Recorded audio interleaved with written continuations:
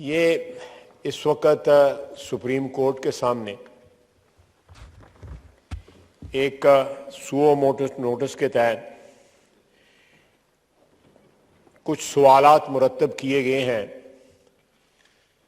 जिनके जवाबात जो हैं वो सुप्रीम कोर्ट में दिए जाएंगे, ढूंढे जाएंगे और उसमें फरीक जो है सियासी पार्टियां भी हैं, हुकूमत भी है, इलेक्शन कमीशन भी है,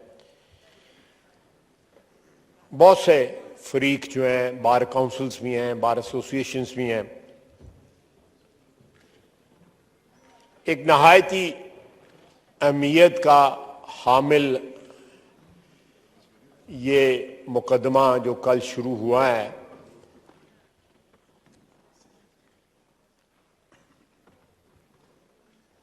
इसके असरात जो हैं मौजूदा हालात में नहीं बल्कि मुस्तकबिल में भी जो हमारे सियासी हालात हैं और मुल्क के जो हालात जो हैं या सर्कमस्टांसेस इन जनरल भी जो हैं वो इससे मनफी भी और मस्बत भी असरात जो हैं उस पर मुरतब हो सकते हैं।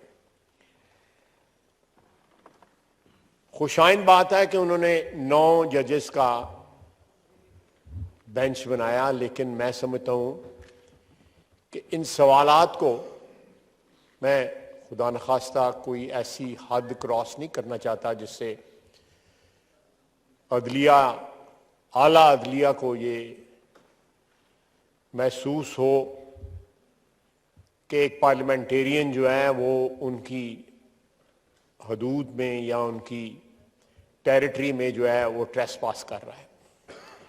लेकिन फिर भी मैं एक पार्लियामेंटेरियन, एक पॉलिटिकल वर्कर की हैसियत से जो डायरेक्टली और इनडायरेक्टली जो है इनफरादी तौर पे भी और इज्तमाही तौर पे भी उसकी बरादरी जो है और पूरी कौम जो है उनके फैसलों से मुतासर होती भी है और होती रहे भी गई और उसके ऊपर कोई खुदा न खास्ता एतराज़ नहीं है।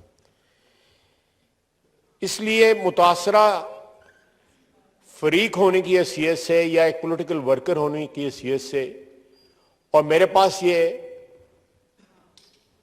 अल्लाह की मेहरबानी से और आवाम के वोटों की वजह से जो मेरे पास ये प्लेटफॉर्म जो है मुयस्सर है, मुझे पार्टी मेरी ने जो ये इज्जत से नवाजा हुआ है, मैं उससे ये फ़ायदा उठा के इस क्राइसिस की तरफ जो है इस हाउस के ज़रिए, इस ऐवान के ज़रिए जो है सारे मुल्क की तवज्जो उस पर फोकस और मबजूल करवाना चाहता हूं। जनाब डिप्टी स्पीकर, एक तो मैं नहायत अदब से कहूंगा कि ये मसला जो है 9 काबिल एहतराम जज साहिबान नहीं बल्कि फुल कोर्ट की का जो है मुतकाजी है। पूरा सुप्रीम कोर्ट जो है वो बैठ के इस मसले का हल ढूंढे, हल तलाश करे, जो फरीक हैं मुख्तलिफ जो हैं उनसे पूछे और एक ऐसा हल दे जो ना सिर्फ आने वाले वक्त के लिए हमारे लिए तरियाक हो, आब हयात हो, बल्कि जो मराइज या जो मर्ज हमें लगे हुए हैं, लाहक हुए हैं दहाइयों से, उनका भी कोई थोड़ा सा बंदोबस्त कर दे। मैं फिर कहूंगा कि मैं अपनी कोई हदूद और कयूद को जो है जो मेरे ऊपर आइन और कानून और रवायात ने जो पार्लियामेंट्री ने लगाई हुई है, मैं उनको क्रॉस नहीं करना चाहता। मैं किसी को क्रिटिसाइज नहीं करना चाहता, लेकिन एक शिकायत रहती है कि पार्लियामेंटेरियंस या सियासी वर्कर जो हैं वो अदलिया को या अदलिया के नाम लेके क्रिटिसाइज करते हैं। मैं उनका नाम नहीं लेता जिनको क्रिटिसाइज किया जाता है, लेकिन जिनको क्रिटिसाइज नहीं किया जाता मैं उनका नाम जरूर लूंगा। 1-2 नाम ले लूंगा। जस्टिस मुनीर साहब को क्रिटिसाइज किया जाता है, जस्टिस कॉर्नेलियस को नहीं क्रिटिसाइज किया जाता। क्यों? ये अदलिया जो है, आला अदलिया जो है, वो खुद पूछे। जस्टिस इरशाद हसन खान साहब को, जस्टिस रियाज शेख को क्रिटिसाइज किया जाता है लेकिन सईदुज़्ज़मान सिद्दीकी और नाज़िम सिद्दीकी साहब को नहीं किया जाता। इसी तरह ये पिछले दौर में, मैं ज्यादा दूर नहीं जाता, जजों के नाम लिए जाते हैं, क्रिटिसाइज किया जाता है, पनामा के जजेस को क्रिटिसाइज किया जाता है, जिन्होंने मेरे कायद को नवाज शरीफ के मुतल्लक जो है मुख्तलिफ रिमार्क्स पास किए, नामों से पुकारा, गलत नामों से पुकारा, बुरे नामों से पुकारा, उनका नाम लिया जाता है, क्रिटिसाइज किया जाता है उनको। जब वो हमारी टेरिटरी को ट्रेसपास करेंगे उन कुर्सियों पे बैठे हुए, तो हमारा भी हक बनता है कि हम आवाज उठाएं कि उन्होंने अपनी कुर्सी के तकाजे पूरे नहीं किए हुए। इनमें साकिब निसार साहब का नाम है, खोसो साहब का नाम है, लेकिन उसके बाद नासरुल मुल्क और तसद्दुक जिलानी साहब का नाम नहीं आता। क्यों नहीं नाम आता? ये अदलिया जो है, आला अदलिया अपने आप से ये सवाल करे। मेरा नहीं बनता कि मैं इस तशखीस का या इस तफरीक का जो है कॉजेज जो है इस फ्लोर के ऊपर बयान करूं। ये चीजें जो है मैं अदलिया पे, उनके अपनी सोच पे छोड़ देता हूं कि किन लोगों के नाम लिए जाते हैं और किन लोगों के नाम नहीं लिए जाते। दूसरी जनाब, मैं अर्ज करूंगा कि जिन सवालात को मुरत्तब किया गया है उनमें एक सवाल जो है वो कल सजेस्ट बेंच की तरफ से किया गया कि जो डिसोल्यूशन हुई है असेंबलियों की, 2 सूबाई असेंबलियों की जो डिसोल्यूशन हुई है,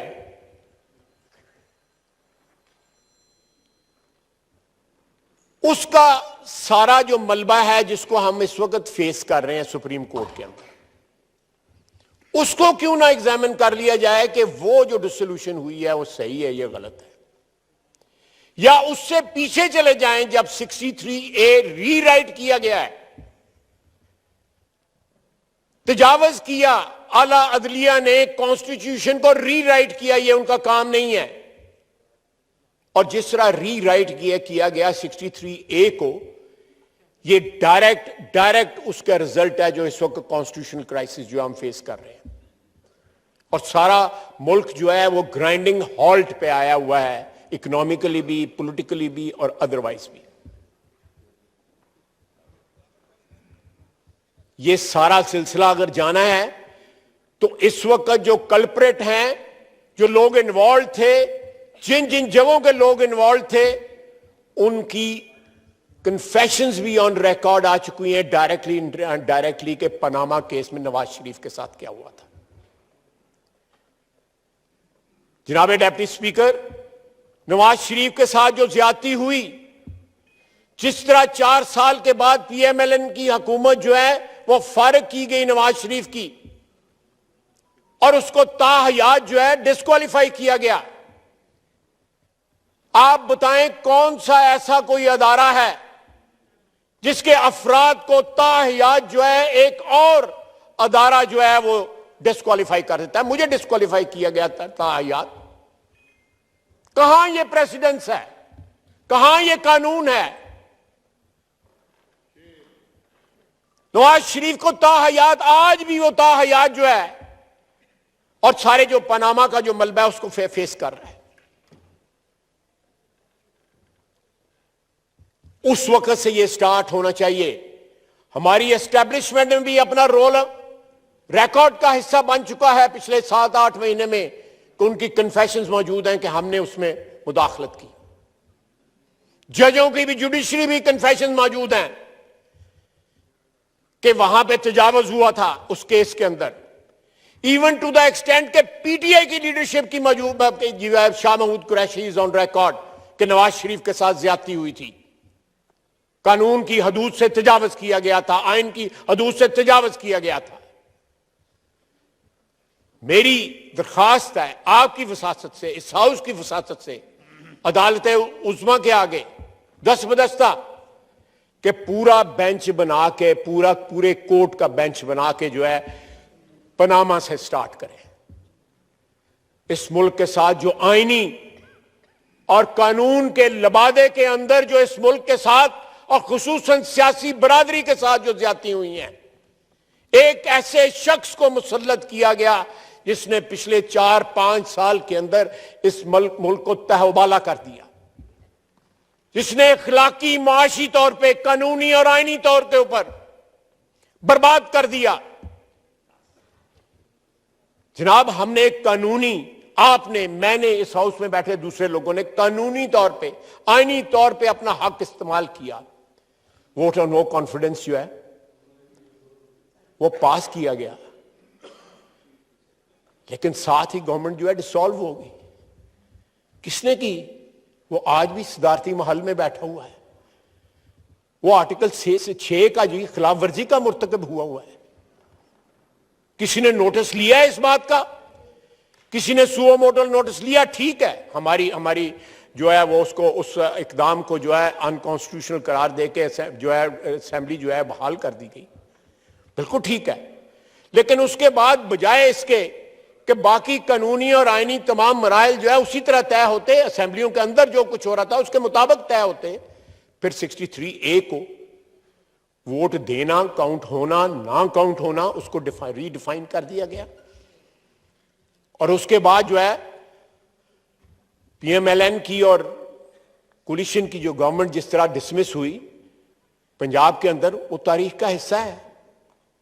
आज ये सवाल सामने आया है सुप्रीम कोर्ट में कि ये उसको भी देखा जाए कि डिसोल्यूशन असेंबलियों की क्यों की गई, सियासी वजूहात पे की गई या पब्लिक इंटरेस्ट पे की गई या आइन और कानून की जो है बालादस्ती के लिए की गई।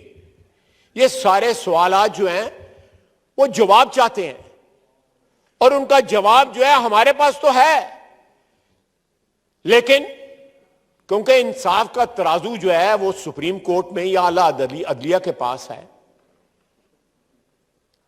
मैं नहीं क्रिटिसाइज करना चाहता अगर कोई बेंच पे ऐसे लोग बैठे हुए हैं जिनके किरदार के ऊपर बहुत बड़ा जो है हाशिया लग गया हुआ है, सवालिया निशान लग गया हुआ है, लेकिन अगर पूरा कोर्ट जो है उसके ऊपर बैठ जाता है तो मैं समझता हूं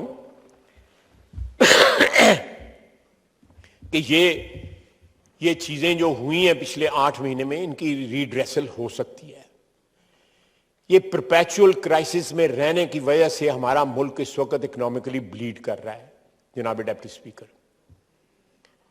आप देखें कि पिछले 8 महीने के अंदर पाकिस्तान की तारीख में नहीं, कहीं किसी मुल्क की तारीख में ये नहीं है कि एक बंदा बाहर गाड़ी में बैठा हुआ है, उनको अदालत बुला रही है, उनको अदालत जो है वो कह रही है कि आ जाओ, वो आगे से नहीं आता, लाड प्यार से कहते हैं आ जाओ, वो नहीं आता, कानूनी और आईनी तौर पे कहते हैं वो नहीं आता। हमारे तो एक दफ़ा ना जाओ तो ज़मानतें मनसूख हो जाती हैं। जो 4 साल में यहाँ पे बैठे हुए मेंबरान के साथ, जो फ्रंट रो पे खुसूसन बैठे हुए लोगों के साथ जो कुछ हुआ, वो हमारी तारीख का हिस्सा है। हमारी ज़मानतें मनसूख हुई, 6 महीने से लेकर 3-3 साल तक हमने कैदें काटी। ऐसे लोग इस हाउस के में मौजूद है। अब उन चीज़ों का अजाला हम नहीं मानते, हम कंपनसेशन नहीं मांगते, हम सिर्फ चाहते हैं कि ये मुल्क जो है कानून और आइन के मुताबिक जो है चलाया जाए। इस मुल्क के वसाइल जो हैं, इस मुल्क के 22 करोड़ आवाम उससे इस्तिफादा हासिल करें। चंद हज़ार जो है अशराफिया जो हुक्मरान का हिस्सा है, हुक्मरानी का हिस्सा जो है, वही ना सिर्फ जो है उससे इस्तिफादा हासिल करें। हमारी किरदार कुशी होती है। आवाम समझती है कि पता नहीं ये MNA कितने करोड़ों रुपया जो है लेते हैं, कितनी गाड़ियां इस्तेमाल करते हैं। हम बाहर निकले, हमारे लिए तो टांगा नहीं खड़ा होता सड़क के ऊपर। यहां पे शराफिया में ऐसे ऐसे तबकात हैं जिनके लिए 15 मिनट जो है वो जो है ट्रैफिक खड़ी हो जाती है। आप बताएं, ये जितने MNA बैठे हुए हैं इस वक्त, इनके लिए कोई पैदल बंदा नहीं खड़ा होता, वजीरों के लिए नहीं खड़ा होता। 1,68,000 रुपया तनख्वाह है जनाब डिप्टी स्पीकर हमारी, 1,68,000 रुपया। पूरा पाकिस्तान सुन ले, हम कोई करोड़ों अरबों रुपया यहां से नहीं लेते, अपने खर्चे से आते हैं। यहां एमएनए हैं जो पैदल आते हैं पार्लियामेंट लॉजेस से इस हाउस के अंदर, पैदल आते हैं, जो नहीं अफोर्ड कर सकते लाइफस्टाइल। लेकिन यहां पे ऐसे तबकात हैं इस मुल्क के अंदर जिनका लाइफस्टाइल जो है बादशाहों वाला है और उनको पूछने वाला कोई नहीं है। सड़कें बंद हो जाती हैं, कर्फ्यू लग जाते हैं जब वो सड़कों पे ऊपर आते हैं। हमें टारगेट क्यों? हम अपने हलकों में जाते हैं, इबादत की तरह अपने वोटरों की खिदमत करते हैं, इबादत की तरह। इसलिए वापस आते हैं। हमारे सर के ऊपर किसी ने हाथ नहीं रखा होता, या हमने किसी के लिए फैसले नहीं लिखे होते, किसी की डिक्टेटरशिप को दबाव नहीं बख्शा होता।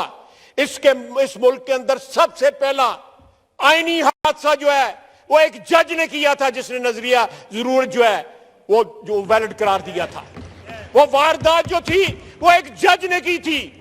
सबसे पहली सियासी शहादत जो है इस मुल्क में वो भी जुडिशरी ने की थी। जुल्फकार अली भुट्टो को फांसी लगाया था।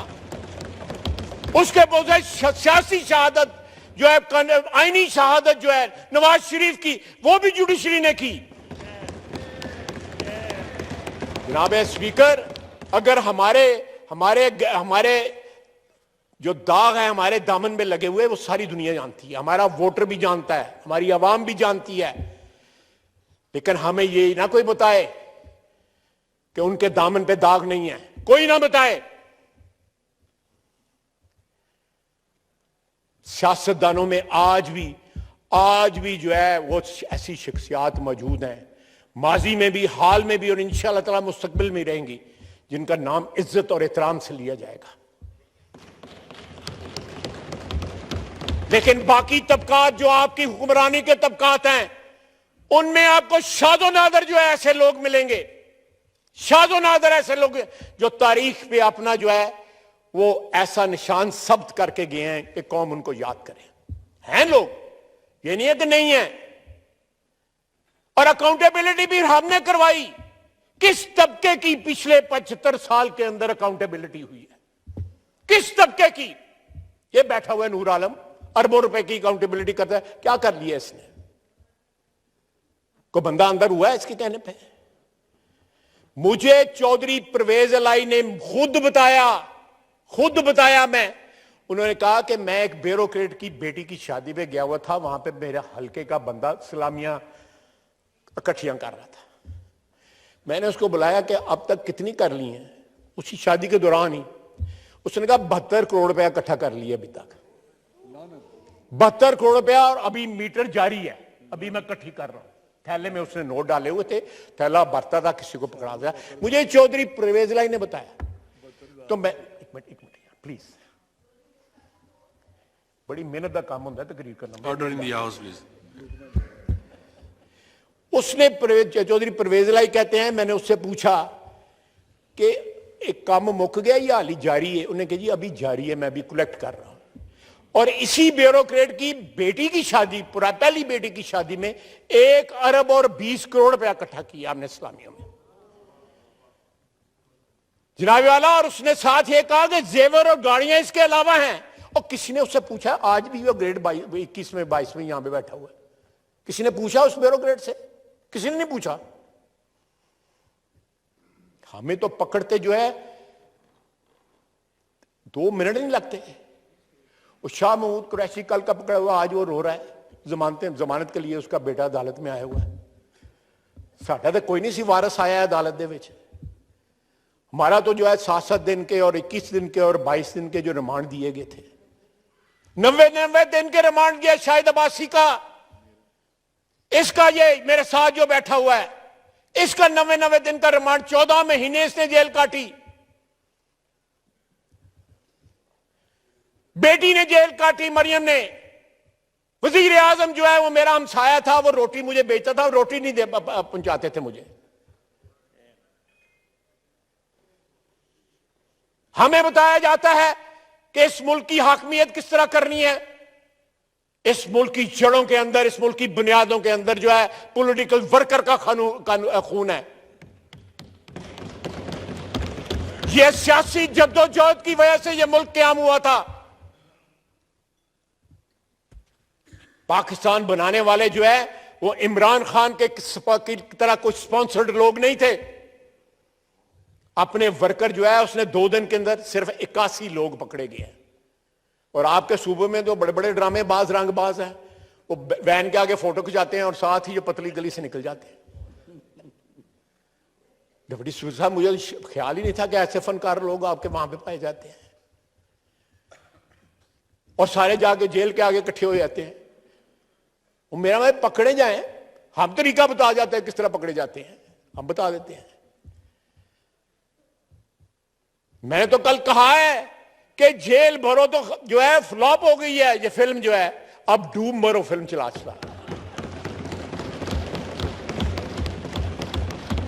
जनाब स्पीकर, मैं दोबारा जो है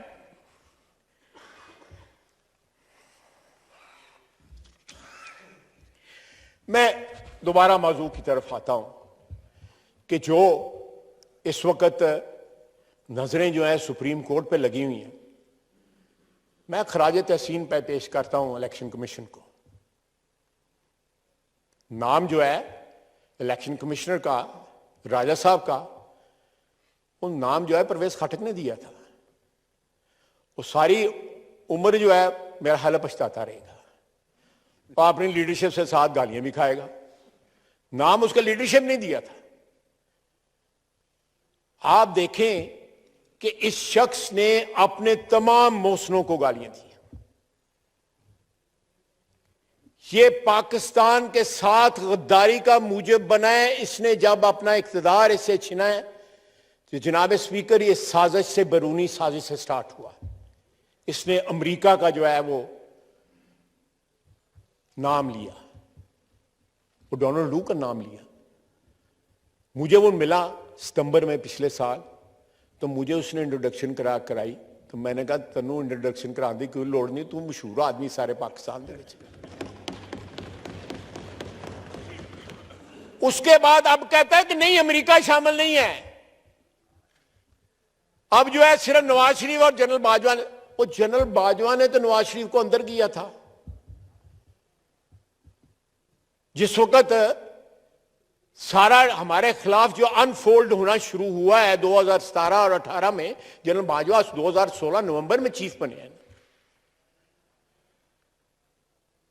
उस वक्त जो प्लान था इमरान खान को लाने का, ये शख्स जो है जो हाथ इसको खिलाते रहे उनको काट रहा है। पहली दफा इसने कंट्रोवर्शियल बनाने की कोशिश की है पाकिस्तानी आर्मी चीफ की अपॉइंटमेंट को। जिस तरह तारीफें करता था और आज जिस तरह बदजुबानी करता है, ये भी हमारी तारीख के सबक हैं, हमारे लिए भी और उन लोगों के लिए भी जो इन लोगों को स्पॉन्सर करते हैं, जो समझते हैं कि निजात दहिंदा थे। ये तो अजाब लेके आए, निजात क्या देंगे? ये अजाब लेके आए इस मुल्क के ऊपर, 22 करोड़ आवाम के ऊपर अजाब लेके आए हैं। It is incumbent upon superior judiciary. वो इस तरह की मिसालें सेट ना करें। नवाज शरीफ ने 200 पेशियां भुगती। फजर के वक्त घर से चलता था यहां पे नैब की पेशी भुगतने के लिए, वो शख्स घर से नहीं निकलता। आप बताएं, यहां पे कानून के लोग बैठे हुए हैं, कायदे के जाने वाले लोग बैठे हुए हैं, कि कहां मेडिकल रिकॉर्ड पे आया है किसका मेडिकल हुआ है इमरान खान का कि नहीं? कोई रिकॉर्ड पे नहीं है। अपने अस्पताल में गया, मैंने अगले दिन भी असेंबली में कहा था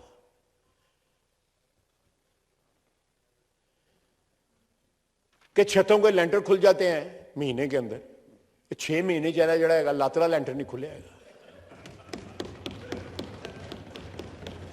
6 महीने हो गए हैं।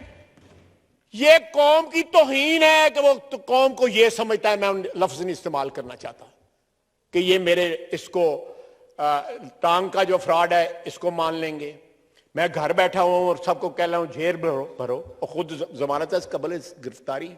कितनी बड़ी कॉन्ट्रडिक्शन है, कितना बड़ा तजाद है। ये बीमार ज़हन के लोग हैं। कौन सा लीडर जो है उसने गिरफ्तारी दी है? शाह महमूद कुरैशी ने साथ ही बेल अप्लाई कर दी है। बाकी किधर हैं? लाहौर के लीडर, आपके सूबे के लीडर, कराची के लीडर, ये सारे जो है मजनून जो लैला के बने हुए थे, इसके किधर गए हैं सारे के सारे? ये दूध पीने वाले लोग जो हैं कहां गए हैं? कोई नजर आए हैं? वैन में बैठते हैं फिर उतरते हैं और गायब हो जाते हैं। कोई शेर बनो, वो पंजाबी में एक मुहावरा है, मैं उसकी तफसील में नहीं जाना चाहता कि शेर बनो। तो जनाब वाला, ये मुल्क जो है मुतहम्मल नहीं हो सकता इस क्राइसिस का। और इस क्राइसिस को हल करने का इस वक्त फर्ज भी है, ऑब्लिगेशन भी है, और साथ जो है मैं समझता हूं कर्ज भी है इस मुल्क का कि वो इस क्राइसिस का हल ढूंढे। और जो पिछले 8 महीने के अंदर अदलिया ने कॉम्प्लिकेट की है, आला अदलिया ने सिचुएशन जो है, मैं इल्जाम नहीं दे रहा, मैं वो जुर्रत नहीं कर सकता, लेकिन एज ए पॉलिटिकल वर्कर मैं जरूर इस चीज की निशानदेही करूंगा कि ये मौका है कि उसको करेक्ट करें, उसका सद्देबाब करें। इन कुर्सियों पे, जिन कुर्सियों पे वो बैठे हुए हैं, वो पाकिस्तान की आवाम ने दी हुई है। जब अदलिया बहाली की तारीख हुई, जो है वो मूवमेंट चली थी, हमने इस्तीफे दे दिए थे नेशनल असेंबली से। पाकिस्तान की तारीख में ये मिसाल नहीं आपको मिलेगी।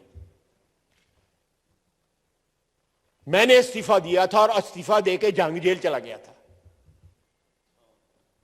26 दिन के बाद मैं वहां से रिहा हुआ था। वकला ने कुर्बानियां दी, बेशुमार कुर्बानियां दी वकला ने।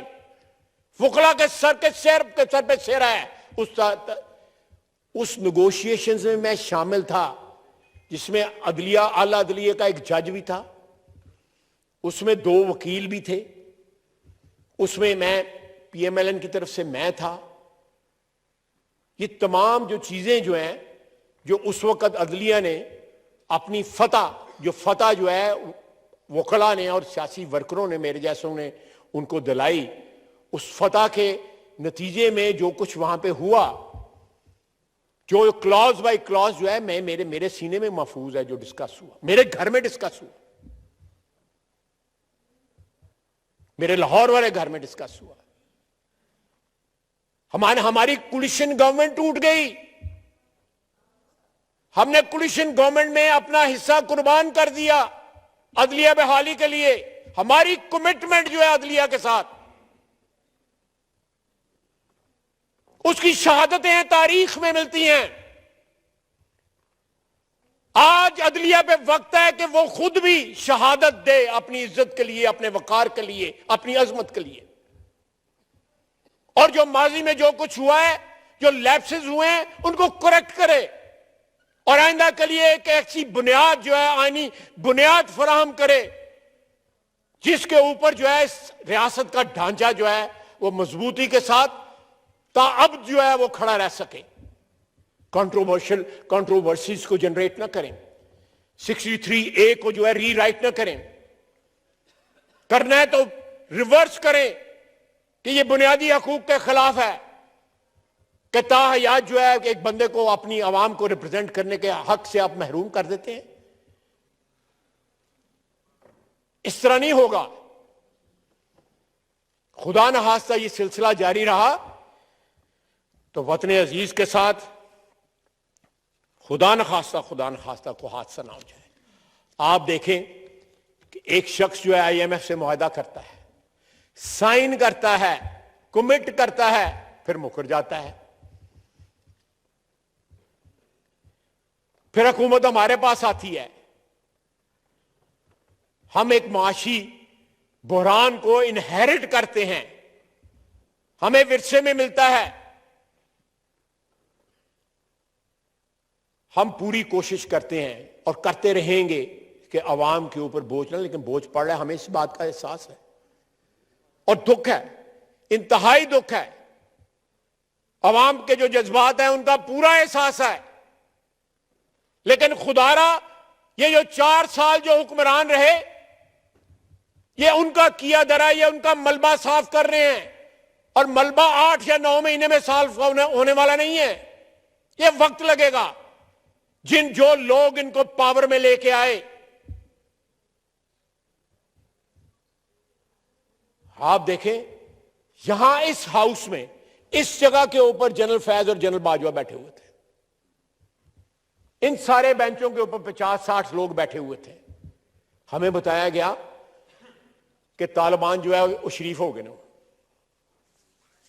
अब वो वापस आ रहे हैं और पुरअमन होंगे और बच जाएंगे और हमारी बातचीत हमारा सारा जो उनके साथ हो गया। क्या नतीजा निकला है?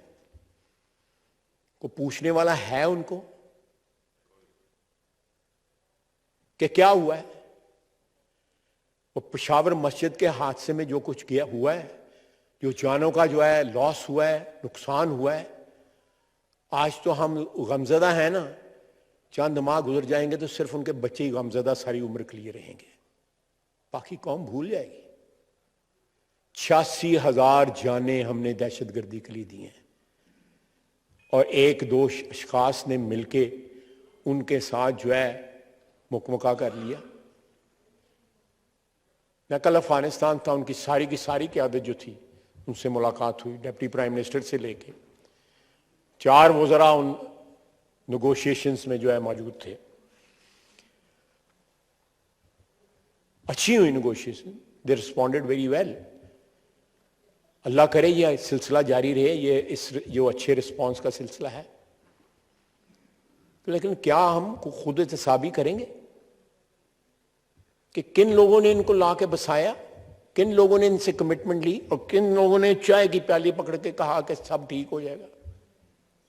सरीना होटल में, मुझे तो ये नहीं पता, मैंने नहीं देखा, मैं तो अर्ग पैलेस में गया, वहां से वापस आ गया। जनाबे वाला, ये कौम सवाल मांगती है, वो जो खून कराची में बहा है, पेशावर में बहा है, कोयटे में बह रहा है, बाकी जगहों पे खुदा न खास्ता पाकिस्तानी अवाम की, पाकिस्तान की पुलिस की, हमारी अफवाज की जो जाने खतरे में है, किसी को एहसास है या ये सारे के सारे एक नंबर्स बन गए हैं, एक हिस्से बन गए हैं, एक गिनती बन गए हैं? मैं हर महीने कई खत साइन करता हूं जो वरसा को जाते हैं, दुख और कर्ब जो है उसका इजहार करते हुए उनके शहादतों के ऊपर। लेकिन शहादतें हैं वो बढ़ती जाती हैं। किसी ने सोचा है कि ये नंबर नहीं है, ये गिनती नहीं है, 86,000 कह लूं या 85,000 कह लूं या 87,000 कह लूं, ये किसी का बेटा है, किसी खानदान का जो है पालने वाला है, किसी का बेटा है, किसी का बाप है, किसी का शौहर है, किसी का भाई है, किसी का वालिद है जो शहीद हुआ है। यहां पे ऐसे ऐसे लोग जो हैं जो इन हालात में दौलत का ऐसा ऐसा मुजाहरा कर रहे हैं। मैं एक नए टॉपिक की तरफ नहीं जाना चाहता, उदाहरण कर लेता हूं उसका। ऐसा ऐसा मुजाहरा कर रहे हैं जो वल्गर है, मैं मोहतात लफ्ज इस्तेमाल कर रहा हूं, शादियों के ऊपर, अदरवाइज सड़कों के ऊपर, अपने बिहेवियर में एज इफ जो है 22 करोड़ आवाम जो है वो एग्जिस्ट नहीं करते, वो सिर्फ वही एक तबका है जो इस मुल्क में जो है पैदा हुआ है, इस मुल्क के वसाइल के ऊपर जो है पलने के लिए और इस मुल्क के वसाइल पे कब्जे के लिए। ये नहीं होगा। मैं बार बार मैं मिसाल सिर्फ देता हूं इसकी, गोल्फ कोर्सेस की 4,000-1,500 कनाल के लिए माल रोड के ऊपर कराया। यहां पे इस्लामाबाद क्लब देख लें, क्यों नूर आलम आप ये ऑडिट करना चाहते तो वो ऑडिट नहीं करवाते थे? ऐसी ही ना बात, गवाह हो ना। ये ऑडिट करना चाहता था, नूर आलम ऑडिट करना चाहता था, इस्लामाबाद क्लब का, वो ऑडिट नहीं करवाते थे। ऐसे ऐसे अदारे मौजूद हैं जो अरबों खरबों की जायदाद के ऊपर बैठे हैं, उनका ऑडिट अगर आप करना चाहें नूर आलम नहीं कर सकता, ये ऐवान नहीं कर सकता। उन्होंने फायर वॉल्स बिल्ड की हुई हैं अपने इर्द गिर्द, जिसको आप पेनिट्रेट ही नहीं कर सकते। स्वाय जुबानी जमा खर्च मैं कर लूंगा, ये कर लेगा, कोई और कर लेगा, राना तनवीर कर लेगा, लेकिन आप उन फायर वॉल्स को पेनिट्रेट नहीं कर सकते। मैंने आपको एक ब्यूरोक्रेट का सिर्फ वाकया सुनाया जो चौधरी परवेज इलाही ने सुनाया। मैं उनके घर गया था, वो जो मैंने एक हादसा हुआ था ना, उनको मिलाया था कुछ 4-5 घंटे के लिए, फिर दौड़ गए थे। वो किसे घर दे वसन जोगे नहीं है। अब वो सदर बन गए ना पीटीआई के। मैं उन लोगों से पूछना था जिनको उन्होंने मां की गाली दी थी कि उन्हें अब्बा बना लिया जो उन्होंने।